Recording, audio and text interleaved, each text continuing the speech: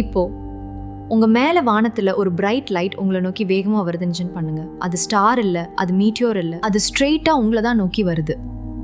உங்களை தான். முதல்ல உங்க பிரெயின் இதை சீரியஸா எடுத்துக்காது, ஏதோ லைட் தான் நினைக்கும். ஆனா அது நெருக்கமா வர வர அந்த ஒளி கண் மூடுற அளவுக்கு பிரைட் ஆகிடும். ஒரு ஸ்பிளிட் செகண்ட் பகல் மாதிரி ஆகும். அந்த ஒரு செகண்ட்ல உங்க பிரெயின் ஓடணுமான்னு யோசிக்கும். ஆனா பாடி மூவ் ஆகிறதுக்கு முன்னாடியே ஹீட் உங்களை அடிக்கும். அது சாதாரண சூடு இல்ல. முகத்துல, கையில, ஸ்கின் மேல ஒரே நேரத்துல குத்துற மாதிரி இருக்கும். உங்க ஷேடோ கூட அந்த நேரத்துல சோர் மேல கருப்பு மாக்கா பதிஞ்சு போயிருக்கும். அடுத்த சில மில்லி செகண்ட்ஸ்ல ஷாக் வேவ் வரும். அது காற்றுல ஒரு இன்விசிபிள் வால் உங்களை ஃபுல் ஃபோர்ஸ்ல தள்ளுற மாதிரி இருக்கும்.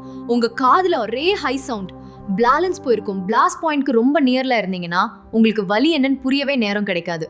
ஏன்னா பிரெயினுக்கு இது வலின்னு சிக்னல் போக ஒரு சில செகண்ட்ஸ் ஆகும். அந்த செகண்ட்ஸ்குள்ளே உடம்பே இருக்காது. கொஞ்சம் தூரமா இருந்தீங்கன்னா தான் ரியல் சஃபரிங் ஆரம்பிக்கும். ஸ்கின் பிளிஸ்டர் ஆகும், மூச்செடுக்க கஷ்டம் வரும், மேல ஒரு பெரிய மஷ்ரூம் கிளவுட் எழும்பும்.